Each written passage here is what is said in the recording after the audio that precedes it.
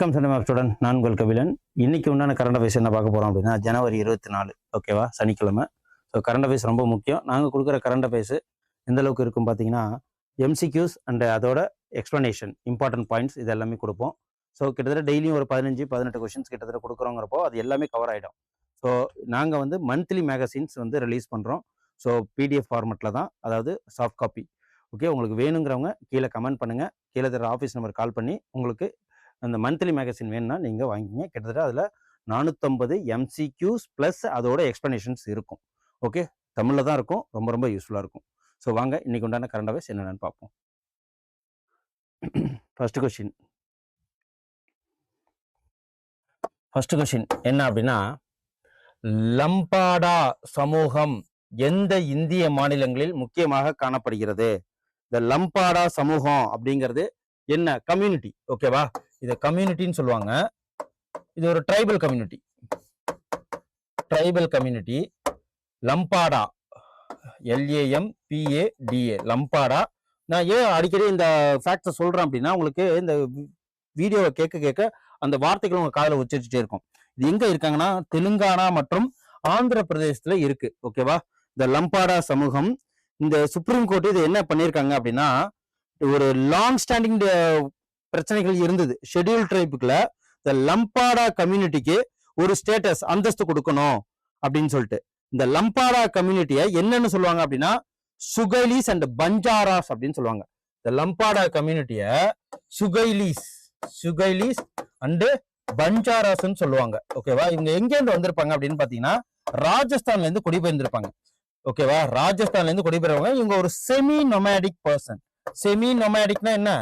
நொமேடிக்னா என்னன்னு சொல்லுவாங்கன்னா, கால்நடைகளை வந்து ஒவ்வொரு நிலையான ஒரு செட்டில்மெண்ட் இல்லாம நகர்ந்து கொண்டு போய் அவங்களோட செட்டில்மெண்ட்ஸ் இருக்கும்.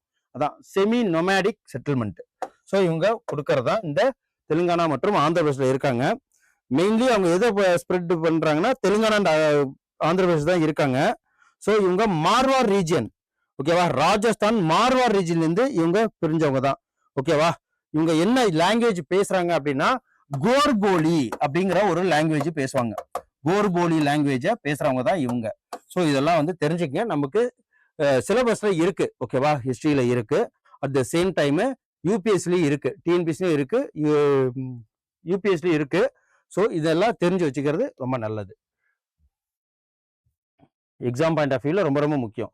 ஸோ அதான் இதுல என்னென்ன இருக்கு பார்த்துருவோம். லம்பாடா சமூகத்தின் பட்டியல் பழங்குடி நிலை குறித்த நீண்டகால சர்ச்சையை உச்சநீதிமன்றம் மறுபரிசீலனை செஞ்சு வந்துட்டு இருக்கு. ஸோ இது எங்கேருந்து வந்திருக்கு அப்படின்னு பாத்தீங்கன்னா, தெலுங்கானா மற்றும் ஆந்திர பிரதேசத்துல இவங்க வியாபிச்சிருக்கிறாங்க. இந்த சமூகம் வந்து ராஜஸ்தான் மார்வார் பகுதியில் இருந்து தோன்றியதாக நம்பப்படுது. ஓகேவா, இவங்க என்ன மொழி பேசுறாங்க அப்படின்னா, கோர்போலி அப்போ மொழிய பேசுகிறாங்க. லம்பாடி மொழி அப்படின்னு அதை சொல்லுவாங்க. இது வந்து பொருட்களை கொண்டு செல்லும் அரை நாடோடி வணிகர்களாக இருக்கிறாங்க. ஒரு பொருளை கொண்டு செல்ற நாடோடி வணிகர்கள், செமி நொமேடிக். ஓகே, இதுதான் இது. நோட் பண்ணி வச்சுக்கோங்க. லம்பாடா கம்யூனிட்டி ஆந்திரா அண்ட் தெலுங்கானால இருக்காங்க. அதுக்கப்புறம் அடுத்த கொஸ்டின், இது என்ன அப்படின்னா, ஒரு அப்பாயின்மெண்ட். ஓகேவா, சிஇஓ டாடா கம்யூனிகேஷன்ல சிஇஓவை யாரை நியமனம் பண்ணியிருக்காங்க? டாடா கம்யூனிகேஷன்ல புதிய நிர்வாக இயக்குனரா, சீஃப் எக்ஸிகியூட்டிவ் ஆபீசரா இவரை நியமனம் பண்ணிருக்காங்க. இவர் யார் அப்படின்னா, கணேஷ் லட்சுமி நாராயணன் அவர்களை நியமனம் பண்ணியிருக்காங்க. ஓகேவா, இந்த கணேஷ் லட்சுமி நாராயணனை இவர் வந்து MD அண்ட் சிஇஓவா டாடா கம்யூனிகேஷன்ல நியமனம் பண்ணியிருக்காங்க. எப்பல இருந்து இவர் இந்த பொறுப்பை ஏத்துக்க போறாரு அப்படின்னு பாத்தீங்கன்னா, ஏப்ரல் 13, 2026 இவரு இந்த பதவிக்கு வரப்போகிறார். ஓகேவா, சோ இவரு இதுக்கு முன்னாடி கரண்ட்ல என்ன இருக்காருன்னா, வைஸ் பிரசிடென்ட் இருக்கிறாரு சர்வீஸ்ல, அதாவது சார்க் ரீஜன்ல இருக்கிறாரு. ஓகே, நேற்று நியூஸ் பேப்பர் ரீடிங்ல பார்த்திருப்போம். இவங்க யாருன்னு தெரியுதா? இவங்களுக்கு என்னன்னா, இவங்க வந்து இந்திரா காந்தி பீஸ் பிரைஸ் வாங்கியிருக்கிறாங்க. Okay, Indira Gandhi peace price.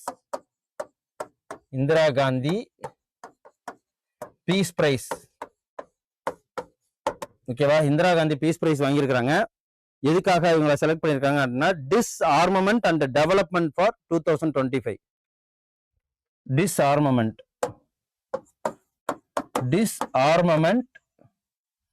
And development. அதுக்காக இவங்க பெயர் என்ன அப்படின்னு பாத்தீங்கன்னா கிரேக்கா மச்சல். ஓகேவா, கிரேக்கா மச்சல். இவங்க பெயர் வந்து கிரேக்கா மச்சல். ஓகேவா, இவங்க இந்திரா காந்தி பீஸ் பிரைஸ் வாங்கியிருக்கிறாங்க. சோ இவங்க பெயர் என்ன? 2025ஆம் ஆண்டுக்கான இந்திரா காந்தி அமைதி ஆயுத குறைப்பு மற்றும் மேம்பாட்டுக்கான பரிசு, அந்த அவார்டு வாங்கியிருக்கிறாங்க.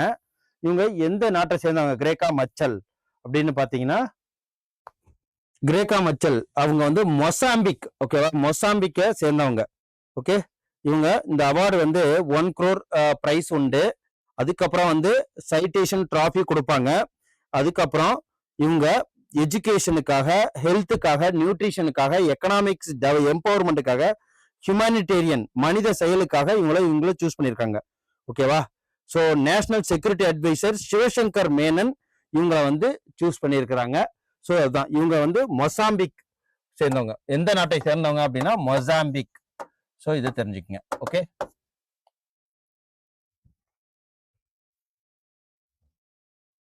அப்புறம் முனாத்தீவு. ஓகே, முனாத்தீவு இது எங்க இருக்கு அப்படின்னு பாத்தீங்கன்னா இது வந்து இந்தோனேஷியால இருக்கு. எதுக்காக இந்த முனாத்தீவு இப்போதைக்கு இதுல இருக்கு அப்படின்னு சொல்லிட்டு பார்ப்போம். முனாத்தீவு எங்க இருக்கு? முனாத்தீவு எங்க இருக்கு அப்படின்னு பாத்தீங்கன்னா இந்தோனேஷியா பகுதிகளில் இருக்கிற இந்த முனாத்தீவு ரிசர்ச்சர் இது வந்து ரிசர்ச் கண்டுபிடிங்க. வேர்ல்டு ஓல்டஸ்ட் ராக் ஆர்ட் இங்க தான் இருக்கு. ஓகேவா, world oldest rock art. Oldest rock art எங்க கண்டுபிடிக்கிறாங்க அப்படின்னா முனா ஐலாண்ட்ல கண்டுபிடிச்சிருக்காங்க.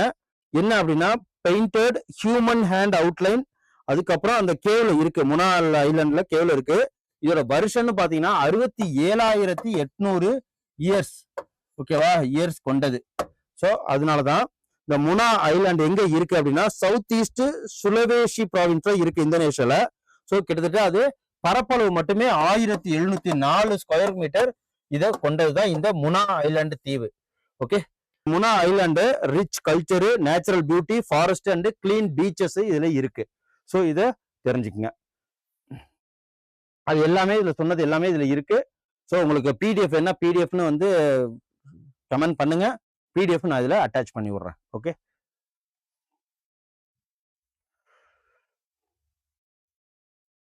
அடுத்த கொஸ்டின் போயிடுவோம்.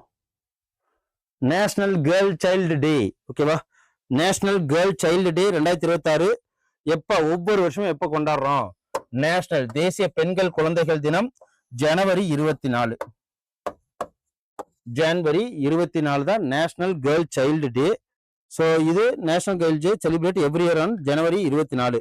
இதோட எதுக்காக அப்படின்னா பெண்களோட ரைட்ஸ், உரிமைகளுக்காகவும், அவங்க கல்விக்காகவும், பெண் குழந்தைகளான கல்விக்காகவும், அதுக்கப்புறம் அவங்களோட நல் வாழ்வுக்காகவும் ஏற்படுற இந்த நாள் தான் ஜனவரி 24 தேசிய பெண் குழந்தைகள் தினம், கேர்ள் சைல்டு டே. ஓகே, இது எப்பல இருந்து கொண்டாடுறாங்க அப்படின்னா 2008ல இருந்து. யார் இதை ஃபர்ஸ்ட் இனிஷியேட் பண்ணா அப்படின்னா ministry of women and child development, அந்த இதுல இருந்து தான். ஓகே, எதுக்காக? எம்பவரிங் கேர்ள்ஸ், கிரியேட்டிங் என்விரான்மெண்ட் அப்படிங்கறது கொடுக்கறது ஜெண்டர் டிஸ்கிரிமினேஷனை குறைக்கிறதுக்கு தான். ஸோ இது எல்லாத்தையுமே தெரிஞ்சுக்கணும். இந்த பாருங்க, பெண்களுக்கு அதிகாரம் அளிப்பதன் முக்கியத்துவத்தை கொடுக்கிறது. பெண்களுக்கு அதிகாரம் அளிப்பதன் முக்கியத்துவம், பாலின பாகுபாடு தடை இல்லாமல் இருக்கிறது. ஸோ குழந்தைகள் மேம்பாட்டு அமைச்சகத்தால் இந்த தினம் கொண்டாடப்படுது. அடுத்தது தேசிய மின்சார கொள்கை, நேஷனல் எலக்ட்ரிசிட்டி பாலிசி 2026 எந்த அமைச்சகம் வெளியிட்டிருக்கு? நேற்று கூட நம்ம பேப்பர் ரீடிங்ஸ்ல பார்த்தோம். ஸோ நேஷனல் எலக்ட்ரிசிட்டி பாலிசி எந்த அமைச்சகம் கீழே வருது அப்படின்னா மினிஸ்ட்ரி ஆஃப் பவர் கீழே வருது. மின்சார அமைச்சகம். ஓகே, மின்சார அமைச்சகம் கீழே வருது. இங்க இந்த டிராஃப்ட் நேஷனல் எலக்ட்ரிக் பாலிசி 2026 எப்படின்னா பவர் செக்டார், அதாவது விக்ஷித் பாரத் 2047, அதாவது விக்ஷித் பாரத் 2047 மாற்றுவதே இந்த நேஷனல் எலக்ட்ரிக் பாலிசி. ஸோ இதுக்கு முன்னாடி 2005ல இந்தியா வந்து இதுக்கு முன்னாடி மின் உற்பத்தி திறன் 2025 முதல் கிட்டத்தட்ட 4 மடங்கு அதிகரித்திருக்கு அப்படின்னு சொல்றாங்க. இந்த நேஷனல் எலக்ட்ரிக் பாலிசி இந்த லட்சிய நீண்ட கால இலக்குகளை 2030ஆம் ஆண்டுக்குள் 2000 கிலோவாட்டாகவும் 2047ஆம் ஆண்டுக்குள் 4000 கிலோவாட்டாகவும் அதிகமாக உயர்த்தணும் அப்படிங்கிற ஒரு இலக்கோட அவங்க பயணம் பண்றாங்க. ஓகேவா, 45% குறைப்பு. ஓகேவா, 2020ஆம் ஆண்டுக்குள் நிகர பூஜ்ய உமிழ்வை அடைதல் தான் மெயின் நோக்கமே. ஸோ இதுல என்னென்ன டார்கெட் பண்றாங்கன்னா, இந்தியா கிளைமேட் கமிட்மெண்ட் 45% ரிடக்ஷன் பண்ணும் எமிஷன் இன்டென்சிட்டி, அதாவது சார்கோல் மூலியமா தானே பண்றோம். ஸோ அதெல்லாம் சொல்றதா இந்த நேஷனல் எலக்ட்ரிசிட்டி பாலிசி. அதுக்கப்புறம் இது என்ன அப்படின்னா, செய்தி என்ன, காலடியை பொறுத்தவரை அறிக்கைகள் என்ன அப்படின்னு பார்ப்போம். இப்போ கலாடி அப்படின்னா ஒண்ணு இருக்கு. கலாடி, KALADI, காலடி அப்படின்னு சொல்லுவாங்க. KALADI, கலாடி. ஓகேவா, கலாடிங்கிறது ஜம்மு அண்ட் காஷ்மீர் உதம்பூர் மாவட்டத்தை சேர்ந்த ஒரு GI டேக்டு பால் தயாரிப்பு நிறுவனம் தான் இந்த கலாடி அப்படின்னு சொல்லுவாங்க. இது என்ன அப்படின்னா, இது வைடர் மார்க்கெட்ஸ், ரொம்ப பறந்து விரிந்த சந்தைகள் எங்க இருக்கு, பரந்த சந்தைகளுக்கு கலாடியை அதிகரிப்பது மேலும் முக்கியத்துவம். அரசாங்கம் ஒரு மாவட்டம் ஒரு தயாரிப்பு அப்படிங்கிற இதுல ஒன் டிஸ்ட்ரிக்ட் ஒன் ப்ரொடக்ஷன் கட்டமைப்பில் கலாடியை ஊக்குவிப்பதுதான் இதோட மெயின் நோக்கம் அப்படின்றாங்க. இதுக்கு ஆன்சர் என்ன அப்படின்னு பாத்தீங்கன்னா, அனைத்துமே கரெக்ட். ஓகேவா, 1, 2 மற்றும் 3 அனைத்துமே கரெக்ட். ஸோ கலாடி அப்படிங்கிற அந்த டெய்ரி ப்ராடக்ட்ஸ் எங்க கிடைக்குது அப்படின்னா, GI ட்ரெடிஷனல் பெற்றது எங்கன்னா ஜம்மு காஷ்மீர்ல கிடைக்குது. ஸோ இதை புரிஞ்சுக்குங்க. அதுக்கப்புறம் அடுத்தது, உத்தரப்பிரதேசோட first zero fresh waste dump city எது? அதாவது உத்தரப்பிரதேச முதல் பூஜ்ஜிய புதிய கழிவுகள் கொட்டும் நகரமாக மாறிய நகரம் எது அப்படின்னு பாத்தீங்கன்னா, ஆன்சர் இதுல இருக்கு. Lucknow became the Uttar Pradesh first zero fresh waste dump city அப்படின்னு சொல்லிட்டு. ஓகே, லக்னோ. ஸோ உத்தரப்பிரதேசத்தின் தலைநகரமான லக்னோ விரைவான, ஓகேவா, விரைவான மக்கள் தொகை மற்றும் பொருளாதார வளர்ச்சிக்கு மத்தியில் இந்த இதை வந்து அடைஞ்சிருக்கிறது மிகப்பெரிய முக்கியமான விஷயம். ஓகேவா, இங்க வேஸ்ட் மேனேஜ்மெண்ட் பண்றதுதான் பெரிய விஷயமா இருக்கு. Waste management, rapid population and economic growthனால சஸ்டைனபிள் அர்பன் வேஸ்ட் மேனேஜ்மெண்ட்டை கொண்டாடுது. ஸோ லக்னோ வந்து இதுல முதல்ல லீடிங்ல இருக்காங்க. ஓகேவா, கழிவு மேலாண்மைக்கு ஒரு முன்னணி எடுத்துக்காட்டாக இருக்கிறது எது அப்படின்னு பாத்தீங்கன்னா லக்னோ நகரம். ஒவ்வொரு நாளும் சுமார் 2000 மெட்ரிக் டன் கழிவுகளை உருவாக்குது. ஸோ இந்த பூமி, ஸோ வேஸ்ட் இந்த ஆர்கானிக் இதுல 53%, கனிம கழிவுகள் 45% பிரிக்கப்பட்டு அவங்க இந்த வேஸ்ட் மேனேஜ்மெண்ட்டை பண்றாங்க. ஓகேவா, இதனால இந்த Lucknow municipal corporation multi pronged scientific approach பண்றாங்க வேஸ்ட் மேனேஜ்மெண்ட்டுக்கு. Recovery, environmental protection, public health இதெல்லாம் மேற்கொண்டுதான் இந்த அணுகுமுறை பண்றாங்க. ஓகே, ஸோ இதையும் தெரிஞ்சுக்குவோம். அடுத்தது யார் அப்படின்னா, vice president of India CP Radhakrishnan அவர்கள் என்ன சொல்றாங்க அப்படின்னா, துணை ஜனாதிபதி சாலிஸ் ஆஃப் அம்ப்ரோஷியா ராம ஜென்ம பூமி சவால் மற்றும் பதில் புத்தகத்தோட ஆசிரியர் யார் அப்படின்னு சொல்லிட்டு, இது யார் அப்படின்னா CP ராதாகிருஷ்ணன் அவர்கள் தான். இவரு வைஸ் பிரசிடென்ட் ஆஃப் இந்தியா, அது மட்டும் இல்லாம துணை ஜனாதிபதி ஆஃப் இந்தியா, துணை ஜனாதிபதி CP ராதாகிருஷ்ணன் அவர்கள் எழுதின புக்கு தான் இது, சாலிஸ் ஆஃப் அம்ப்ரோஷியா ராம் ஜென்ம பூமி சவால் மற்றும் பதில் அப்படிங்கிறது. So vice president CP Radhakrishnan அவர்கள் இந்த புக்கை வந்து டைட்டில் பண்ணியிருக்கிறாரு. ஓகே, எங்கன்னா நியூ டெல்லியில. இந்த புக்கை வந்து யார் எழுதினாங்க அப்படின்னா, Shri Surendra Kumar Pachauri, former secretary to the government of India. இந்த புக்கை எழுதினது யாரு? நோட் பண்ணி வச்சுப்போம். முன்னாள் செயலாளர் ஸ்ரீ சுரேந்திரகுமார் பச்சோரி எழுதியிருக்கிறார்.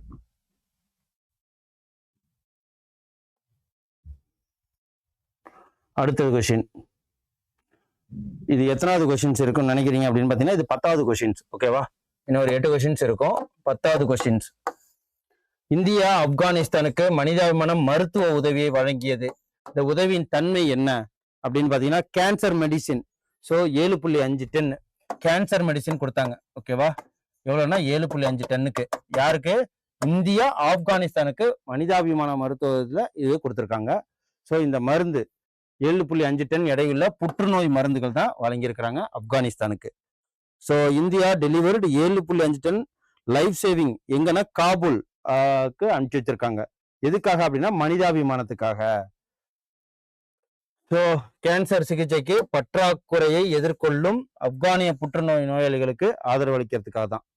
ஆப்கானிஸ்தான் நோக்கி இந்தியாவின் மக்களை மையமாக கொண்ட மனிதாபிமான கொள்கையை மேம்படுத்துறது தான் இதோட மெயின் நோக்கமே. ஹியூமனிடேரியன் பாலிசி அதுதான் மெயின் விஷயம். Medicine shortages and limited infrastructure இருக்கிறதுனால அவங்க செய்யறது. ஸோ இந்தியாவோட எந்த பாலிசி மூலியமா கொடுக்குறாங்கன்னா ஹியூமனிடேரியன் பாலிசி, மனிதாபிமான. என்ன சொல்லியிருக்கு,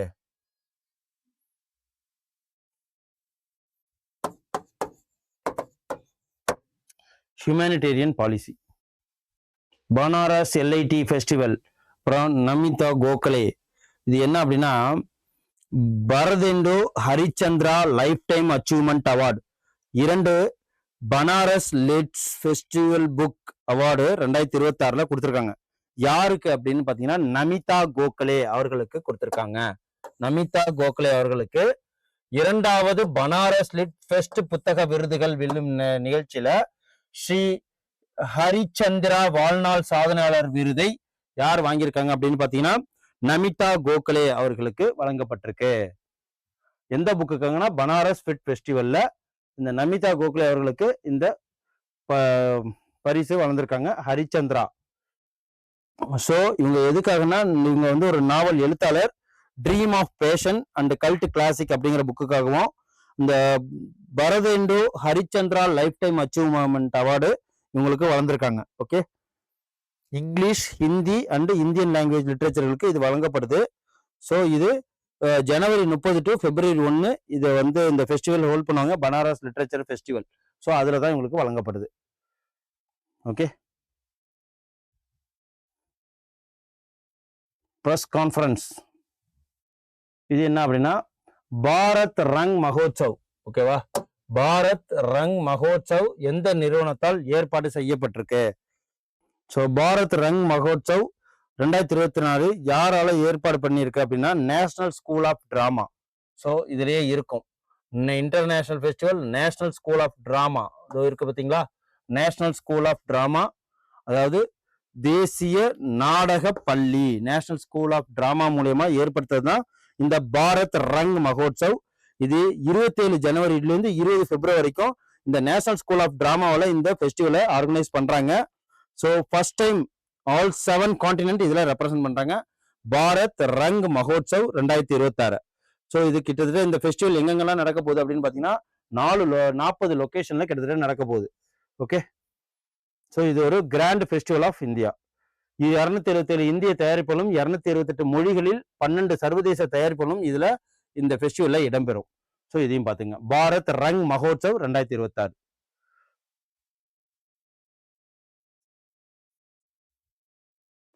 அப்புறம் தேசிய நாடகப்பள்ளி, இதான் ஆன்சரு. அப்புறம் இவர் யார் அப்படின்னு பாத்தீங்கன்னா chief executive officer eternal group. ஓகேவா, எட்டர்னல் குரூப்போட தீபேந்தர் கோயலுக்கு அப்புறம் யார் வந்து இருக்காங்க அப்படின்னு பாத்தீங்கன்னா தீபேந்தர் கோயல் பதவி விலகிய பிறகு எட்டர்னல் குழுமத்தின் தலைமை நிர்வாக அதிகாரியாக யார் பொறுப்பேற்பார்கள் அப்படின்னு சொல்லிட்டு கேட்குறாங்க. ஸோ இதுல ஆன்சர் என்ன அப்படின்னு பாத்தீங்கன்னா அல்பிந்தர் தீன் ஷா அப்படிங்கிறவங்க இதுல பொறுப்பேற்றுக்கிறாங்க. ஸோ எட்டர்னல் கம்பெனி இது என்ன அப்படின்னா பங்குதாரர் ஒப்புதலுக்கு உட்பட்டு கோயில் துணைத் தலைவராக ஏற்படுத்துகிறார், குழுமத்தின் தலைமை நிர்வாக அதிகாரி. ஓகே,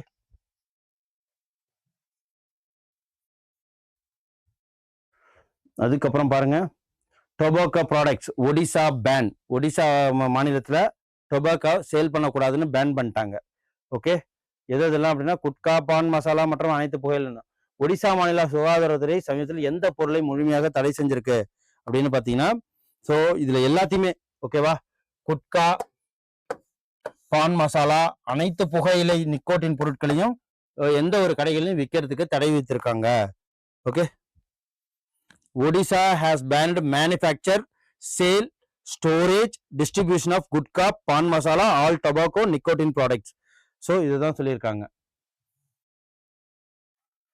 ஒடிசா மாநிலம் அனைத்தையுமே வந்து தடை செய்யப்பட்டிருக்கு. குட்கா, பான் மசாலா, அனைத்து புகையிலை நிக்கோட்டின் உற்பத்தி, எதெல்லாம் உற்பத்தியும் பண்ணக்கூடாது, பீடி இதெல்லாம் தயாரிக்கக்கூடாது, விற்பனையும் பண்ணக்கூடாது, சேமிப்பும் பண்ணி வைக்கக்கூடாது, விநியோகிக்கவும் கூடாது. ஸோ இந்த தடையை எப்படின்னா both package and unpackage forms including products sold separately for mixing, எதுலையுமே பண்ணக்கூடாதுன்னு சொல்லிட்டாங்க. உச்ச நீதிமன்றத்தின் நாடு தழுவிய வழிகாட்டுதல்களுக்கு முழுமையாக இணங்குவதை உறுதி செய்யுது. ஓகேவா? சோ இதுல சுவையூட்டப்பட்ட அல்லது சுவையூட்டப்படாத மனம் கொண்ட அல்லது சேர்க்க பொருட்களின் கொண்ட அனைத்து மெல்லக்கூடிய உணவுப் பொருட்களுக்கும் இது பொருந்தும். பாக்குன்னா இப்ப இங்கெல்லாம் நிஜாம் பாக்கு அதெல்லாம் இருக்குல்ல, அதுவும் கூட தான் போல இருக்கு. சோ ஒடிசா இதுக்கு முன்னர் 2013 புகையிலை விற்பனைக்கு கட்டுப்பாடுகளை விதித்திருந்தது. ஓகே,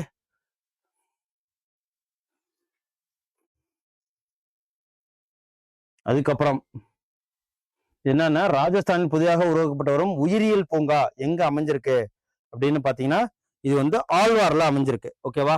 ஆழ்வார்ல புதிய உயிரியல் பூங்கா. ஸோ புதிய உயிரியல் பூங்கா மீன்ஸ் நியூ பயாலஜிக்கல் பார்க்.